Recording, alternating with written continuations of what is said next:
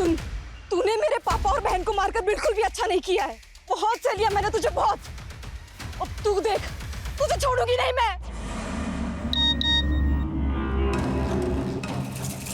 तूने मेरे पापा और बहन को मारकर बिल्कुल भी अच्छा नहीं किया है। बहुत सह लिया मैंने तुझे, बहुत। तुझे छोड़ूंगी नहीं मैं।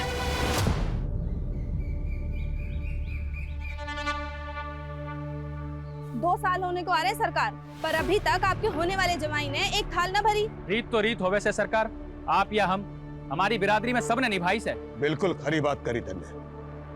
दिलावर, तारे छोरे और हमारे छोरी की सगाई इसी शर्त पे हुई थी कि वो के साथों थाल भर के पूरे बिरादरी के सामने असली मर्द बन के दिखावेगा, लेकिन उससे एक भी थाल तो भरी ना गई अब तक। मैं क्या करूं सरकार? करना तन्ने नहीं, तारे छोरे ने 2 दिन के भीतर के थाल भर के दिखावे, वरना तन्ने पता है कि क्या होएगा उसके साथ।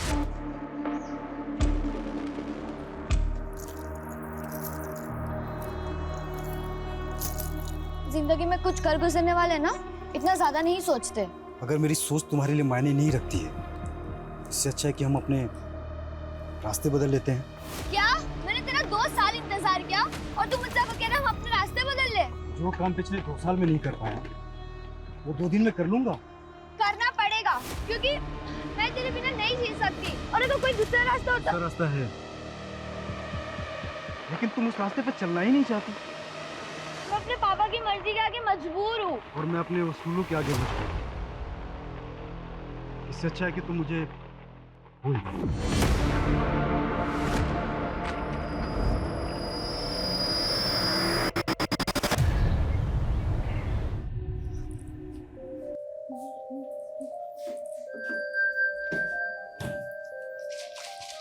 दीदी, सिर्फ 15 दिन रह गए हैं आपकी शादी को, और मम्मी पापा को तो देखो, इन्हें लगता है कि शादी के बाद आपका नया जन्म होने वाला है।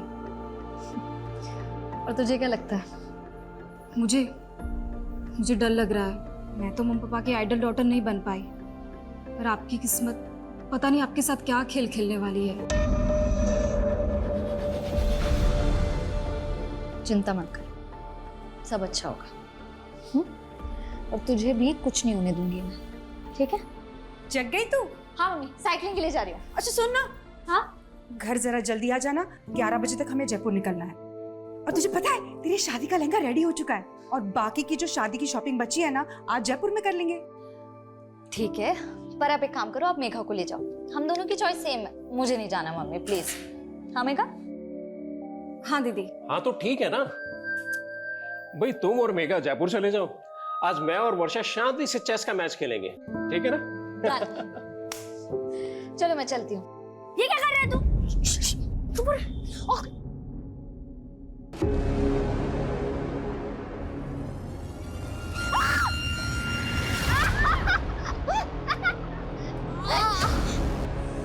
सॉरी दीदी, ये सब विहान ने। वर्षा, अरे ऐसे कैसे गिर गई? दीदी ऐसे कैसे गिर गई? दीदी ये तुम दोनों की शरारत है ना? हाँ, रुको, तुम्हारी मम्मी को बताती हूँ अभी मैं। रुक जा। मेरा छोड़। मिताली देख तेरे बच्चों की करतूत। अरे मम्मी छोड़ो ना, बच्चे हैं, ठीक हूँ मैं। अरे बच्चे हुए तो क्या हुआ? तुझे चोट लग जाती तो? अरे हाँ दीदी, आप बिल्कुल ठीक कह रहे हो। कियान, ये क्या किया तुमने? हाँ मम्मी, मैंने कुछ नहीं किया, ये सब विहान का प्लान था। कियान, तुम हर बार अपनी सारी गलतियां विहान पे डालते तो सुधरते क्यों नहीं हो? छोड़ो छोड़ो, ऐसे नहीं करते, बच्चे करते हैं, कोई बात नहीं, ठीक हूँ मैं।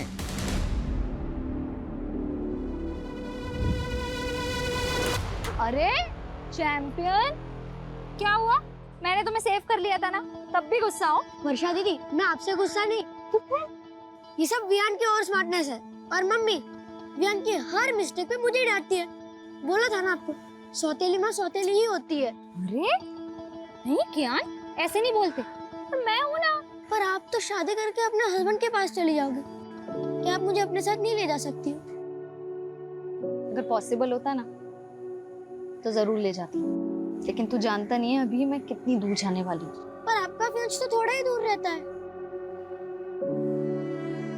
तू नहीं समझेगा अभी कि मैं कहाँ जाने वाली हूँ।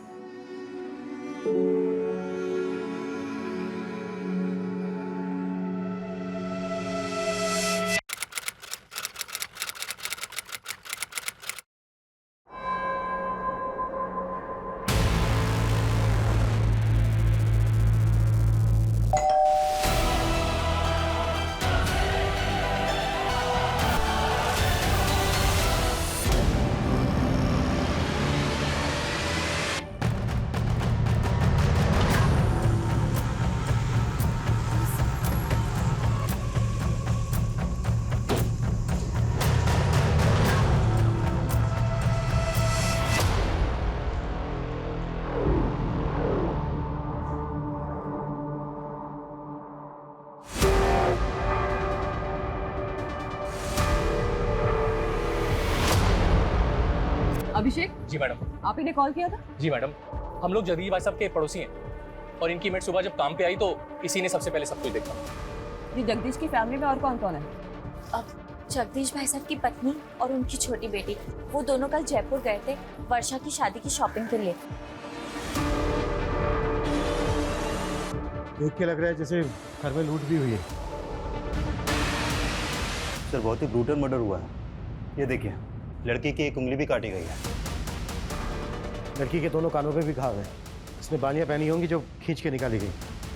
तो शायद उंगली में अंगूठी होगी, निकल नहीं रही होगी तो उंगली काट दी। आप लोगों को शक है किसी पे? कौन जगदीश और उनकी बेटी को इस तरह से मार सकता है? नहीं मैडम, हमें तो इस बारे में कोई अंदाजा नहीं है। पर आप तो पड़ोसी है ना, रात को शोर झगड़ा कुछ तो सुना होगा आपने। नहीं मैडम, ऐसी तो कोई आवाज नहीं सुनी हमने। सर फोर्स्ड एंट्री के तो कोई साइन नहीं दिख रहे। लग नहीं रहा है कि कोई जबरदस्ती घर में घुसा। कहीं ऐसा तो नहीं है कि एंगल पर्सनल है और इसे लूट की शक्ल देने की कोशिश की गई है? एक काम करो, घर अच्छे से स्कैन करवाओ और फोरेंसिक बुलवाओ। सर, जगदीश की पत्नी और छोटी बेटी कल रात जयपुर में थे, रास्ते में पहुंचते होंगे। ठीक है सर, ये देखिए।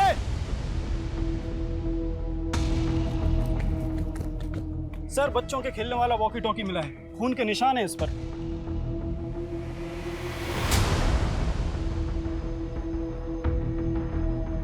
घर में कोई बच्चा भी है?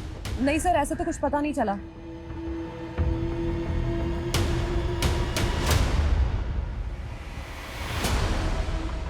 ये लोग कौन है? सर, ये पड़ोसी है, इन्होंने हमें कॉल किया था। अरे रुकिए, अरे रुकिए, रुकिए, रुकिए, रोको उनको। रोको इन्हें, रुकिए, रोको उनको, रोको। वर्षा, वर्षा, वर्षा,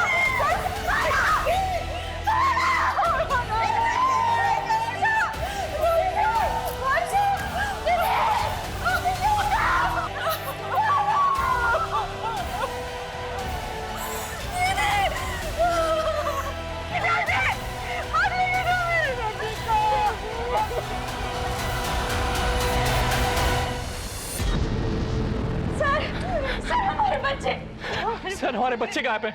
आपके बच्चे गायब है मतलब? सर, हमारा बड़ा बेटा कियान और छोटा बेटा विवान दोनों घर पे नहीं है। एक मिनट, अभी तो आप दोनों यहीं पे थे, तब तो आपने कुछ बताया नहीं था और अभी अचानक से आपके बच्चे भी गायब हो गए। सर, वो वॉकी टॉकी हमारे बच्चों का है सर। उसको जैसे ही देखा कुछ समझ नहीं आया तो उन्हें देखने घर चले गए सर, लेकिन वो घर पे नहीं है सर। एक मिनट, वॉकी टॉकी आपके बच्चों का तो यहाँ कैसे है? सर, यही समझ नहीं आ रहा है सर। सुबह सुबह ही हम दोनों यहाँ आ गए थे, हमें लगा बच्चे अपने कमरे में सो रहे होंगे, लेकिन वो घर पे नहीं है सर। हमें कुछ समझ में नहीं आ रहा सर, आप हमारे बच्चे ढूंढ के दीजिए। सूरज, एक बार फिर घर अच्छे से चेक करो। Quick sir.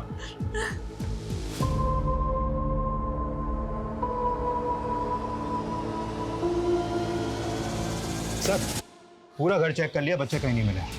और सर, मुझे तो इन पड़ोसियों की बातें अजीब लग रही है। थोड़ी देर पहले मुझे जगदीश की फैमिली के बारे में सब कुछ बता रहे थे और अब अचानक बोल रहे कि इनके खुद के बच्चे गायब हैं। सर, कहीं ये लोग ड्रामा तो नहीं कर रहे? मतलब क्राइम सीन पर बच्चों के वॉकी टॉकी देखते इनको अचानक से अपने बच्चों की याद आ। ये लोग ड्रामा कर रहे हैं, तो हमें पता करना होगा इनका और इनके बच्चों का इन मर्डर से क्या लेना था। आप लोगों को शक है किसी को? कुछ समझ में नहीं आ रहा, पता नहीं ये सब कुछ कैसे हो गया। आपके जो ये पड़ोसी हैं जो अभी भी गए, कैसे लोग हैं? आपको उन पर कोई शक वगैरह? ये लोग, आप ऐसा क्यों पूछ रहे हैं? ये इत्तेफाक हमें काफ़ी अजीब लग रहा है कि आपके पति और आपकी बेटी का मर्डर हुआ और उनके साथ ही उनके दोनों बच्चे गायब भी हो गए। उन दोनों बच्चों का आपके घर आना जाना था क्या? हाँ, वर्षा दीदी को वो काफी पसंद थे।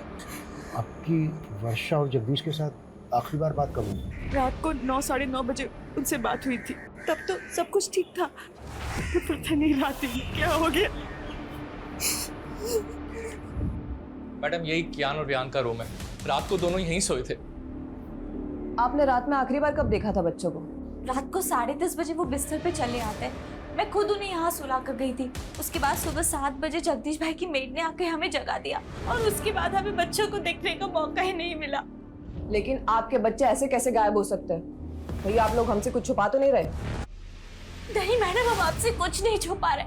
पता नहीं हमारे बच्चे किस हालत में। प्लीज हमारे बच्चों को ढूंढ के दीजिए। सर इन दोनों बच्चों का कहीं कुछ पता नहीं चल पा रहा है। आस पड़ोस में ऐसा कोई भी विटनेस नहीं मिला है जिसने बच्चों को या फिर किसी संदिग्ध को यहाँ पर देखा हो। एक तरफ एक ही फैमिली के दो लोगों का मर्डर और लूट, और दूसरी तरफ इसी मोहल्ले के दो बच्चों का गायब होना। ये क्रिमिनल का मकसद मर्डर और लूट ही था या फिर बच्चों को गायब करना? नहीं मैडम, हमारी किसी से कोई दुश्मनी नहीं है। हो सकता है आपके बच्चे किडनैप हो गए और आपको फिरौती के लिए कॉल आए। मैडम, मेरी एक छोटी सी दुकान है, ना मेरी खुद की कोई प्रॉपर्टी है और ना मेरी कोई बड़ी जायदाद है। कोई क्यों मेरे बच्चों को किडनैप करेगा?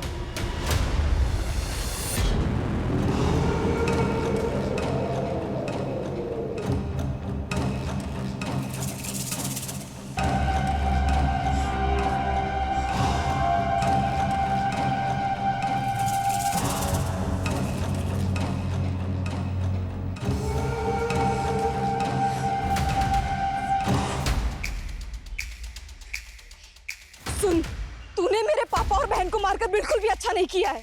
बहुत सह लिया मैंने तुझे, बहुत। अब तू देख, तुझे छोड़ूंगी नहीं मैं। तूने मेरे पापा और बहन को मारकर बिल्कुल भी अच्छा नहीं किया है। बहुत सह लिया मैंने तुझे, बहुत। तुझे छोड़ूंगी नहीं मैं।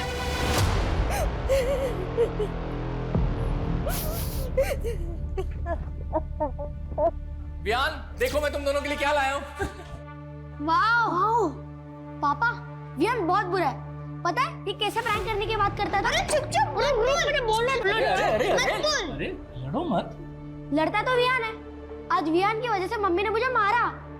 तुम दोनों भी ना पापा दुकान से आने की शरारत करनी शुरू कर दी। चलो जाओ अपने कमरे में, चलो जाओ।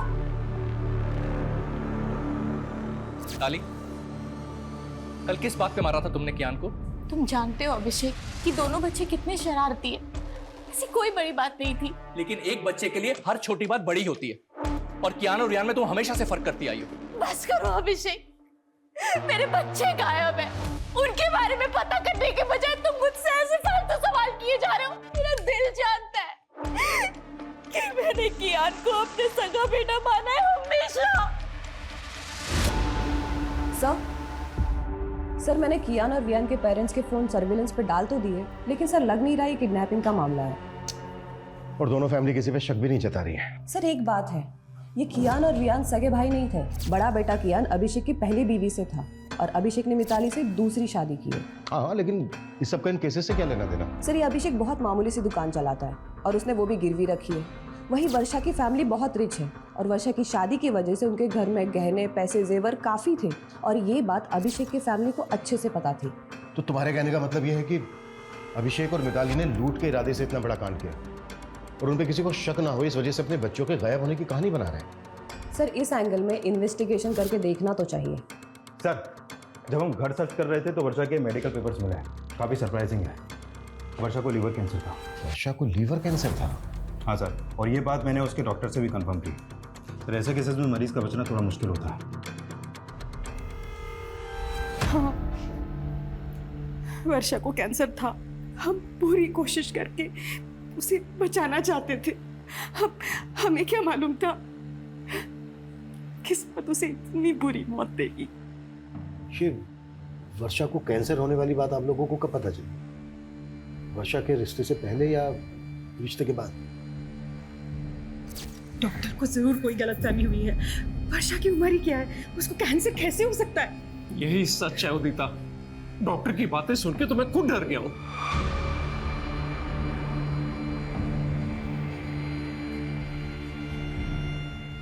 मुझे कैंसर है। अरे नहीं बेटा, वो डॉक्टर को जरूर कोई गलतफहमी हो गई होगी। तो ठीक हो जाएगी बेटा, तुझे कुछ नहीं होगा, तो ठीक हो जाएगी। हाँ वर्षा बेटा, तू बिल्कुल ठीक हो जाएगी। अभी तो हमने तेरी शादी करनी है, तेरे बच्चों के साथ खेलना है हमने। वर्षा तो ये शादी करना ही नहीं चाहती थी,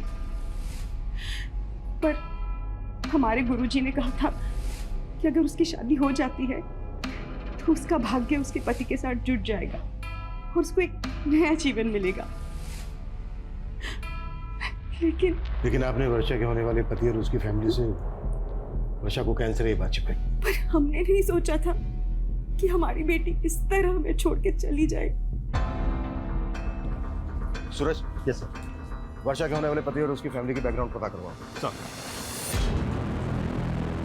सवाल ऑब्वियस है, कहीं वर्षा के होने वाले पति और उसकी फैमिली को पता तो नहीं चल गया था कि वर्षा को कैंसर है? ये बात वर्षा की फैमिली ने उनसे छुपाई। पर अगर ऐसा था तो रिश्ता तोड़ सकते थे। क्या इसके लिए वो 2 मर्डर करेंगे? अब ये केस सिर्फ डबल मर्डर केस और लूटपाट का नहीं रह गया है, इसमें 2 बच्चों के मिसिंग होने का मामला भी जुड़ गया है और हमारा चैलेंज भी दुगना हो चुका है।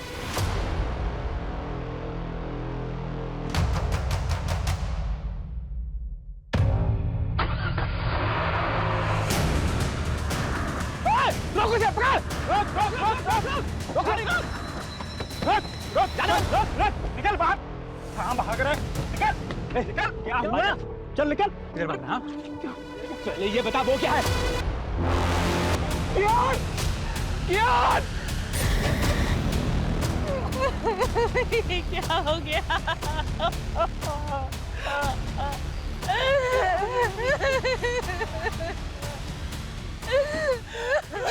सर, ये देखिए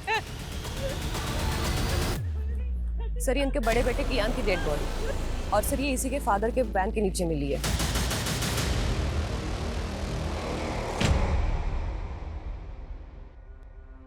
सुबह से हमसे बोल रहे थे कि बच्चे गायब है, बच्चे गायब है, और ये आपने बच्चे की डेड बॉडी अपनी वैन के नीचे छुपा के रखी है। ये आप क्या बोल रहे हैं सर? मेरी कुछ समझ में नहीं आ रहा सर। लेकिन हमारी सब कुछ समझ में आ रहा है।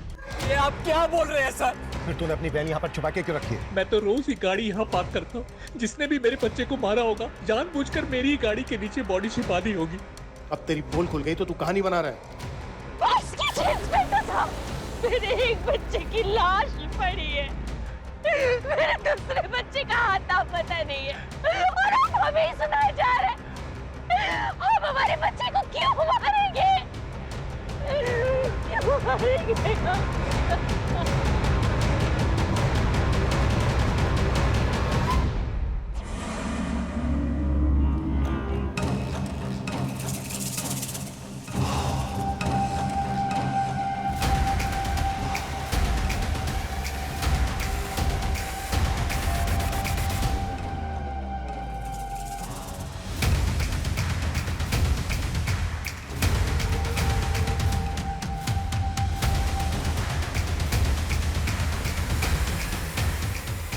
इनमें अभी भी पे बिल्कुल भरोसा नहीं कर सकते। एक मिनट, ये बड़ा बेटा क्या ये सोतेला था ना मिताली का? हाँ सर, सौतेले बेटे की लाश मिली है और सगे बेटे का कुछ पता ही नहीं चल रहा। तो पता करो। सुबह 2 लाशें मिली हैं और अब ये 3री लाश बच्चे की। पूरा घर स्कैन करो और ये भी चेक करो कि ये किस किस के कांटेक्ट में है। अगर इस समय ये लोग शामिल हैं तो उन्होंने चोरी का माल कहीं छुपा के रखा होगा। Yes sir. सर, अभी अभी थाने से यादव का कॉल आया था। वर्षा और जगदीश के कॉल रिकॉर्ड आ गए हैं। वर्षा का फ़ोन अभी भी एक्टिव है, और जब यादव ने वर्षा के नंबर पे कॉल किया तो उसका फ़ोन उसकी छोटी बहन ने उठाया। मतलब वर्षा का फ़ोन मेघा के पास है। What? तुम जयपुर गई थी ना मेघा? जी। तो फिर वर्षा का मोबाइल फोन तुम्हारे पास कैसे आया? सर, आप गलत समझ रहे हैं। मैं जब जयपुर गई थी तब मैंने खुद ने ही वर्षा दीदी से उनका फोन मांगा था। क्यों? सर, मुझे वर्षा दीदी के फोन का कैमरा पसंद था और फोन पूरी रात मेरे पास ही था। हमने वर्षा के कॉल रिकॉर्ड चेक किए तो हमें पता चला कि वो किसी मनीष नाम के लड़के से काफी बात करती थी। ये कौन है मनीष? वो सर दीदी का फ्रेंड था। तो वर्षा की शादी तो सुमित से होने वाली थी, तो ये मनीष वर्षा का नॉर्मल फ्रेंड था या? देखो, कुछ भी छिपाना मत हमसे। दीदी, दीदी, ये क्या सुन रही हूँ मैं? आपको लड़की वाले देखने आ रहे हैं? मम्मी पापा को मना नहीं कर पाई। मना नहीं कर पाई मतलब? आप तो मनीष को प्यार करती है ना? हाँ, तुमने मम्मी पापा को बताया कि तुम मनीष के साथ शादी करना चाहती हो? बताया ना? बोलो ना। देखा, मैं ना मनीष से शादी करना चाहती हूँ, ना किसी और से। पर मैं क्या करूँ? मम्मी पापा का दिल नहीं दुखाना चाहती जाने से पहले। जाने से पहले मतलब? मुझे तो यकीन ही नहीं हुआ कि दीदी को कैंसर है। सर, दीदी मनीष को झूठी होप्स नहीं देना चाहती थी, इसलिए दीदी ने मनीष के साथ ब्रेकअप कर लिया। मनीष को पता था कि वर्षा को कैंसर था? नहीं, और दीदी ने मुझसे प्रॉमिस लिया था कि मैं मनीष को कुछ भी ना बताऊं। तो फिर वर्षा मनीष के साथ इतनी बातें क्यों करती थी?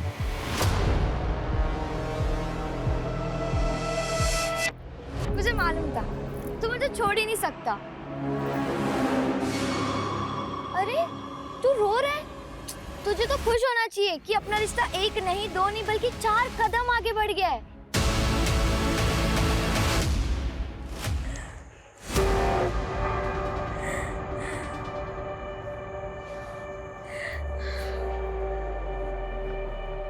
अभिषेक जी, आपका फोन दिखाइए।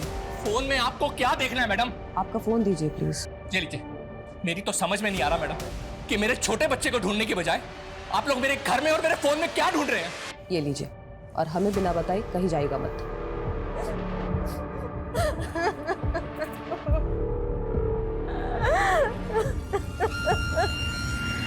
सर, मनीष का फोन कल रात वर्षा के घर पर ही एक्टिव था। हो सकता है कि वो वर्षा से बदला लेना चाहता हो, क्योंकि वर्षा उसकी बजाय किसी और से शादी करने वाली थी। बुलाओ इस मनीष को। और अब मेरी वर्षा की मदर से बात हुई। उनका कहना है कि पहले उनके साथ जयपुर वर्षा जाने वाली थी, लेकिन बाद में मेघा उनके साथ गई। मतलब अगर वर्षा जयपुर जाती तो उसके फादर के साथ वर्षा का नहीं, मेघा का मर्डर होता। पॉसिबल है। और सबसे अटपटा यह है कि मेघा जयपुर वर्षा का फोन लेकर क्यों गई? सूरज, कहीं कुछ ऐसा तो नहीं है कि इसके पीछे कोई ऐसी कहानी है जिसे अभी तक हम समझ नहीं पा रहे हैं?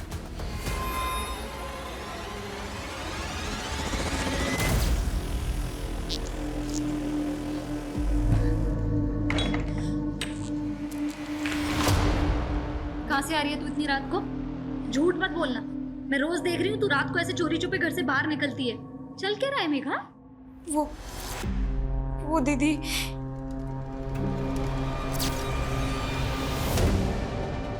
मुझे माफ करना दीदी। मेरी वजह से आप और पापा।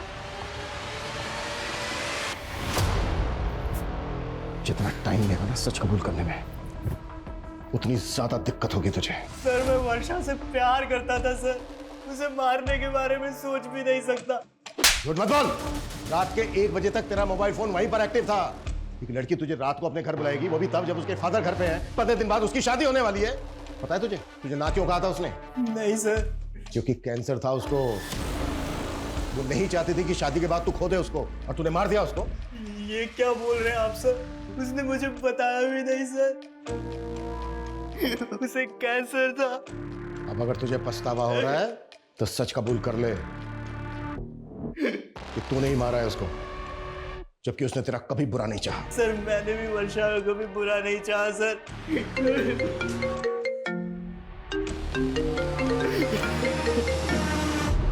हाँ सूरज। सर, टॉन्क रोड के पास दूसरे बच्चे की लाश मिली है। सर, विहान की लाश देख के लग रहा है कि इसका मर्डर भी कल रात को हुआ है। लेकिन सर, विहान की लाश वर्षा और क्यान के घर से करीब 1 किलोमीटर दूर टोंक रोड पे मिली है। तो हो सकता है कि इसका मर्डर कहीं और किया गया हो और फिर बॉडी को यहाँ पे लाके डंप कर दिया गया। एक बच्चे की लाश मिली है अभिषेक की वैन के नीचे। अगर अभिषेक को ये सब कुछ करना होता तो वो दोनों बच्चों की लाशें डंप करता। सवाल ये भी है कि इन दोनों बच्चों के मर्डर्स का जगदीश और वर्षा के मर्डर से क्या कनेक्शन है?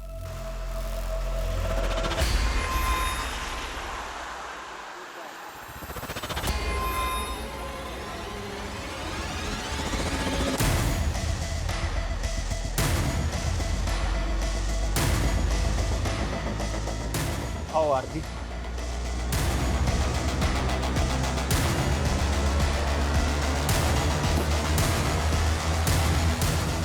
कल तो पहले वर्षा से उसके घर पे नहीं मिला था। वर्षा के फादर के सो जाने के बाद वो घर से निकली थी, और फिर कल रात हम 11 बजे हाईवे के पास मिले थे। हाईवे के पास? जी सर। क्यों?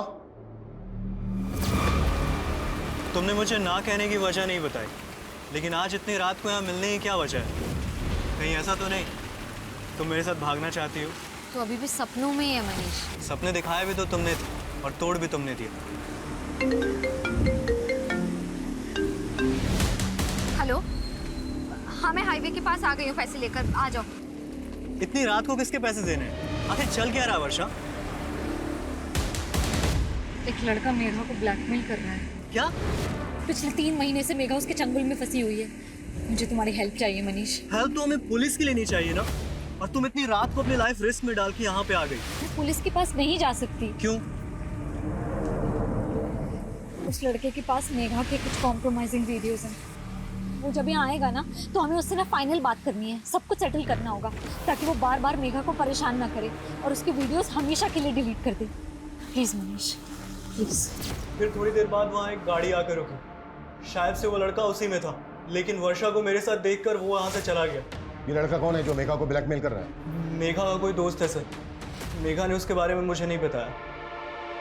तो मेघा को ये पता है कि तू कल रात को मिला था वर्षा से? हाँ सर, लेकिन हाईवे के पास से मैंने वर्षा को उसके घर पे ड्रॉप कर दिया था। उसके बाद वर्षा और उसके फादर को किसने मारा मुझे कुछ नहीं पता सर। मर्डर सिर्फ वर्षा और उसके फादर का ही नहीं हुआ है, बल्कि वर्षा के पड़ोस के 2 बच्चों का भी मर्डर हुआ है। तो बच्चे? एक मिनट सर, जब मैंने वर्षा को ड्रॉप किया था तब मैंने कुछ देखा था।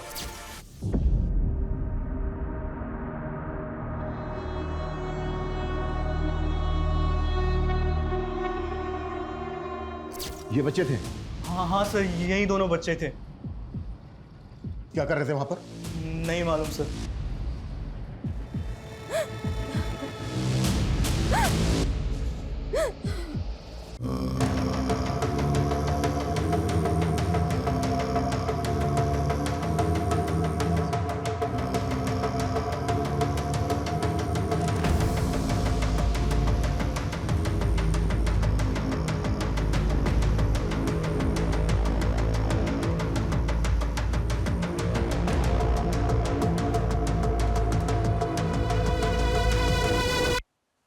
सच बताने की हिम्मत नहीं कर पाई, पर मुझे सुबह से ही लग रहा था कि उसी ने दीदी और पापा को मारा होगा।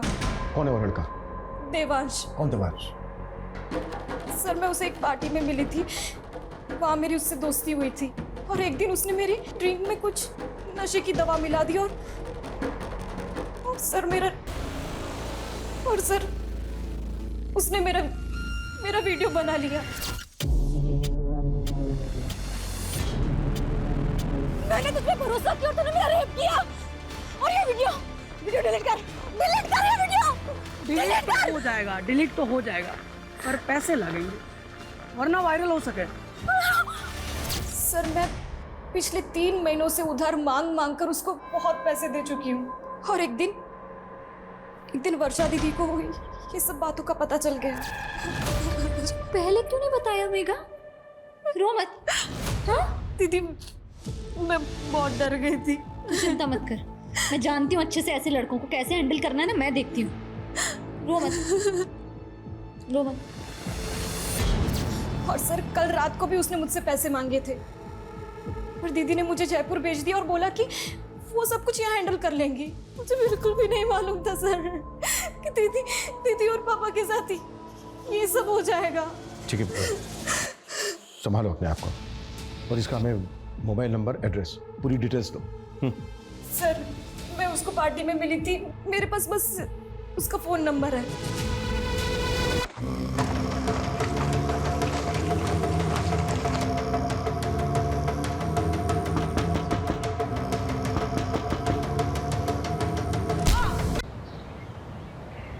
सर, देवांश का नंबर आदर्श नगर के एड्रेस पर रजिस्टर्ड है, लेकिन उसका घर भी बंद है और उसका फोन भी। हमने उसका लुकआउट नोटिस जारी करवा दिया है। गुड। सर, गौतम नगर में और एक फैमिली का मर्डर हुआ। व्हाट? हो क्या रहा है?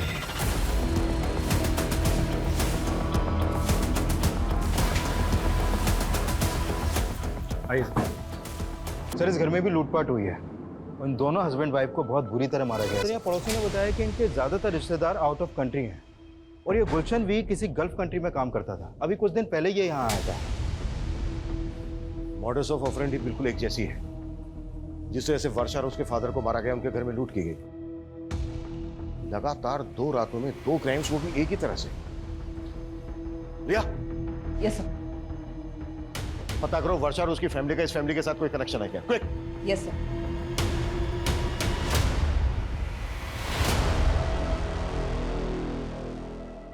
सब क्या आप पुराने गहने खरीदते हो? हाँ। कैसे गहने? सोने के। दिखाओ।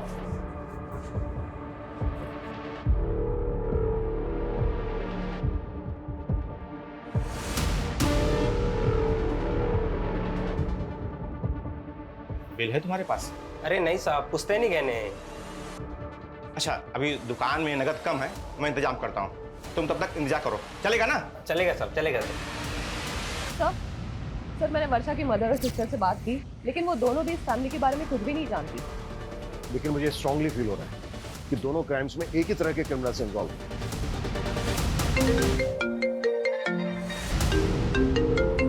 हाँ बोलो सर।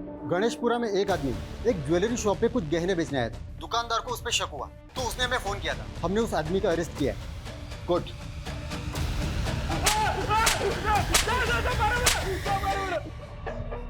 साहब मैंने चोरी नहीं करी साहब, आप बेवजह परेशान कर रहा हो साहब। झूठ बोलता है साहब मैंने चोरी नहीं करी साहब। अगर तूने चोरी नहीं की तो इतने महंगे गहने कहाँ से आए तेरे पास? साहब मैं तो कबाड़ा बेचता हूँ साहब, कबाड़ी खोज में इधर उधर गया था, मेरे को तो पड़े हुए मिले थे रास्ते में साहब।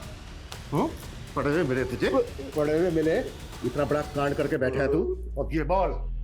साहब मैं तो गरीब आदमी हूँ साहब, मेरे को तो बस रास्ते में पड़े ही मिले थे साहब। ये नौटंकी ऐसे नहीं खुलेगा। छोड़। हमारी बेदड़ी है बेदड़ी। सर मेरा पति राक्षस है, राक्षस। साहब ये मुझे रोज मारता पीटता है साहब, इसे जेल में डाल दो। जेल में?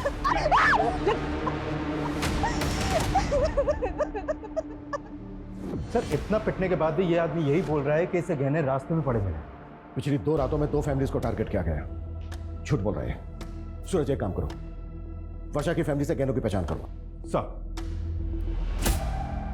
साहब छोड़ दो ना साहब, साहब अपनी मारो अपनी बिंदनी को, साहब छोड़ दो ना साहब, छोड़ दो साहब, साहब साहब छोड़ दो ना साहब, साहब छोड़ दो ना। साहब साहब साहब चाय पिला दो साहब। चाय चाहिए? साहब इसको चाय पिला दो साहब और मुझे दारू पिला दो साहब। अरे तू चुप कर साहब, चाय ना दे सको तो कम से कम चद्दर दे दो साहब। साहब साहब चाय पिला दो साहब, ठंड लग रही है साहब, चद्दर दे दो। ये गहने देख के बताइए कि ये उन्हीं गहनों में से हैं जो आपके घर से गायब हुए? ये तो वर्षा की चेन, कंगन और बालियां हैं। क्या झूठ बोल रहा है? यादव ताला खोल। कैसा? उन्होंने हमारी नींद हराम कर रखी और तुमने सोने दिया इसको। चलो ऐसा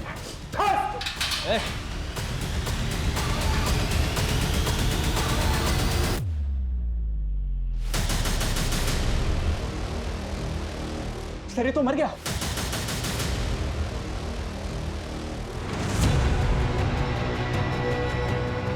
कैसे हुआ ये? क्या खिलाया इसको? मुंह से झाग निकल रहा है इसके, जहर कहां से है इसके पास?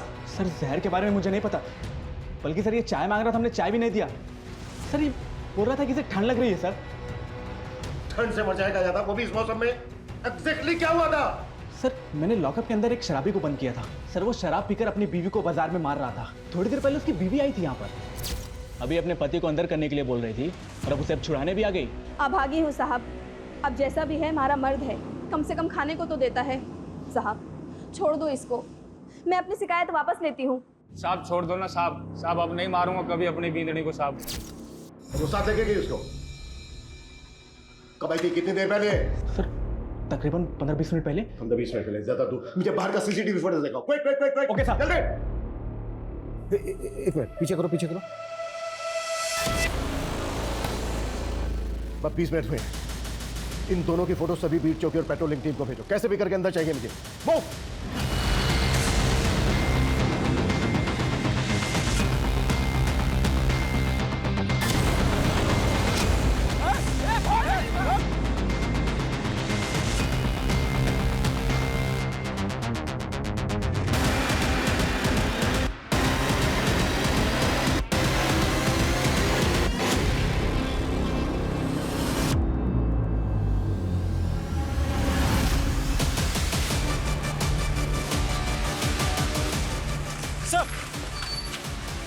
सर इस तरफ।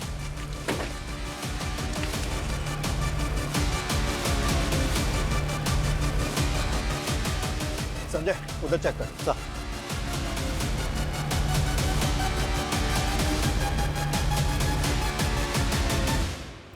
देख, अब हम इनसे बच नहीं पाएंगे।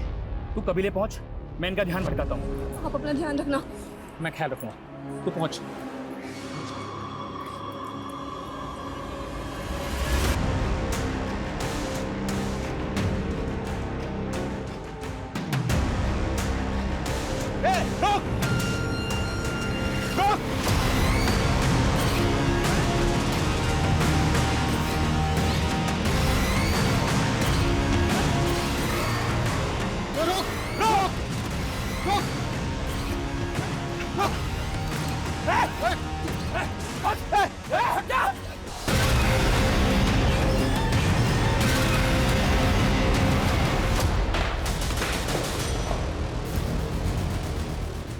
हमारी लापरवाही की वजह से इतने अहम गवाह ने हमारी कस्टडी में जान दे दी, दूसरी ने जेब काट ली।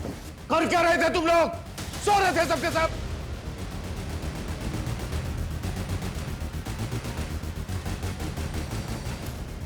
ये कोई आम लोग नहीं है, बहुत खतरनाक गिरोह है। इतना खतरनाक कि इन्हें अपने गिरोह के लिए अपनी जान की भी परवाह नहीं है।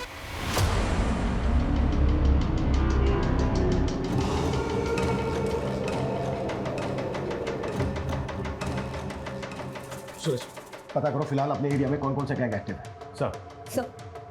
सर उस आदमी के साथ जो औरत थी उसे वर्षा की मदर ने आइडेंटिफाई किया। सर वो 1.5 साल पहले उनके घर में एक मेड का काम करती थी। कौन है वो? एड्रेस क्या उसका? सर 1.5 साल पहले वो काम करती थी, इसलिए उन्हें बस उसका नाम याद है, कजरी। लेकिन सर मुझे नहीं लगता उसका नाम कजरी होगा। गुलशन की फैमिली से कोई कनेक्शन उसका? सर अभी तक तो ऐसा कुछ मालूम नहीं चला। ये किसी लूट मार करने वाले गैंग का काम है। इनका एक जैसा है वो।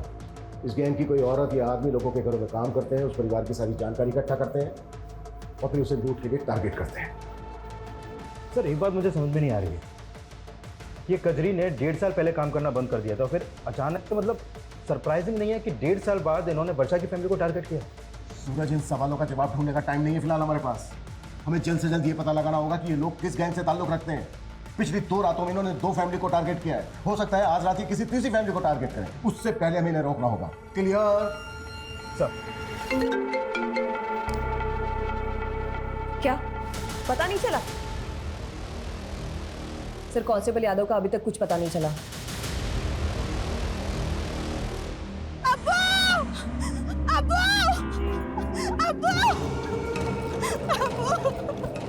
क्या हुआ कजरी? वो हमारे आदमी ने तो जमशेद को थाने में जहर देके मार दिया, लेकिन वो खुद पकड़ा गया अब्बू। क्या? पर उसने अपनी जुबान काट ली। फवाद,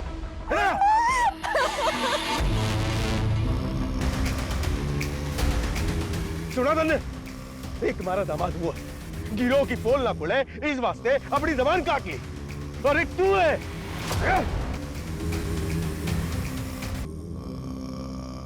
और कौन कौन आया तेरे साथियों? पिछले 2 सालों में ऐसी जितनी भी लूट और मर्डर की घटनाएं घटी हैं, उन सब की रिपोर्ट मुझे मेरे टेबल पर चाहिए। चल से चल। सर यादव का कुछ पता चला? नहीं सर, एक टीम गई उस डायरेक्शन में, लेकिन अभी तक कोई अपडेट नहीं आया। उसकी फोन लोकेशन ट्रेस करवाओ, क्विक। Okay sir. सर वर्षा उसके फादर जगदीश की पोस्टमार्टम रिपोर्ट आ गई है। दोनों विक्टिम को लाठियों से पीटा गया था और दोनों के ही सर के घाव पर लकड़ियों के टुकड़ों के ट्रेसेस मिले और उसके ऊपर मस्टर्ड ऑयल थे। Mustard oil? हाँ सर। सर ऐसे ही मस्टर्ड ऑयल के ट्रेसेस विहान और कियान की बॉडी पर मिले थे। एक मिनट, मैंने ऐसे गैंग के बारे में सुना है जो बॉडी पर मस्टर्ड ऑयल लगाकर लूट और मर्डर्स की घटनाओं को अंजाम पहुंचाता है। इस गैंग के लोग बॉडी पर मस्टर्ड ऑयल इसलिए लगाते थे ताकि इन्हें कोई पकड़ने की कोशिश करे तो ग्रिप ना बने। पिछले साल भरतपुर में इस गैंग के लोगों ने कई घटनाओं को अंजाम पहुंचाया, लेकिन सर इससे पहले तो अपने एरिया में ऐसी कोई वारदात नहीं हुई। आमतौर पर इस गैंग के लोग शहर के आउटस्कर्ट्स में आकर बच जाते हैं। आई थिंक 7 मारू नाम था इस गैंग का। सूरज, शहर का जितना भी बाहरी एरिया है सब जगह अपनी टीम भेजो, quick. Sir Sanjay. Sir Yadav ji का फोन नेटवर्क में नहीं है। शिवगढ़ के जंगलों के पास उनका फोन लास्ट एक्टिव था। शिवगढ़?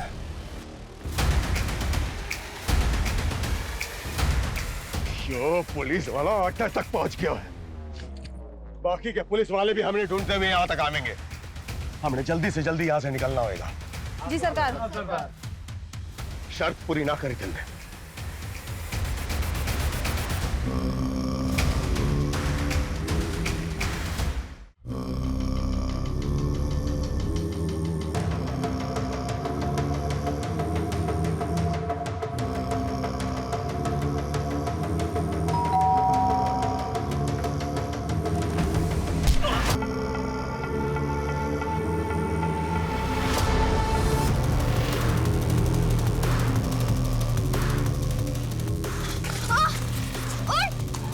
ये रुक रुक रुक रुक रुक।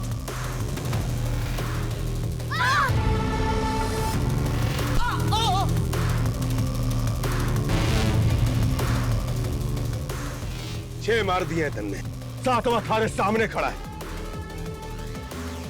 जा मार दे इन्हें और बन जा मारा जमाई।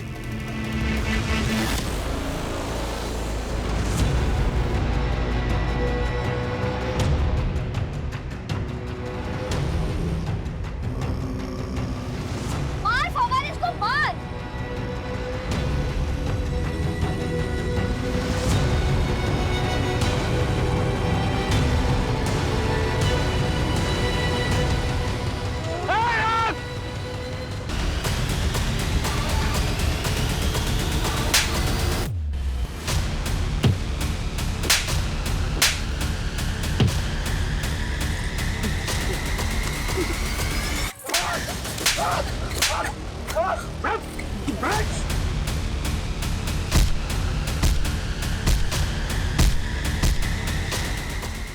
ये कुख्यात गैंग है। इसने कई दशकों में देश के लगभग सभी राज्यों में लूट और मर्डर्स की वारदातों को अंजाम पहुंचाया है। ये इस गैंग के समुदाय का एक छोटा सा टुकड़ा है जिसको हमने गिरफ्तार किया है। इस गैंग से जुड़े लोग आज भी हमारे शहरों में खुलेआम घूम रहे हैं। इनके लोग फेक पहचान और नाम के साथ डोमेस्टिक हेल्पर बनकर लोगों के घरों में काम करते हैं, उन परिवारों की जानकारियां इकट्ठा करते हैं और मौका मिलते ही वारदातों को अंजाम पहुंचा देते हैं। इसलिए बेहद जरूरी है कि जब भी आप किसी को अपने घर पर काम पर रखें, उससे पहले उसकी पुलिस वेरिफिकेशन जरूर करवाएं। और यदि आप अपने घर के आसपास किसी अनजान या संदिग्ध व्यक्ति को देखते हैं तो उसे नजरअंदाज ना करें। आपकी ये सतर्कता सिर्फ आपको ही नहीं, दूसरों को भी बचा सकती है। जय हिंद।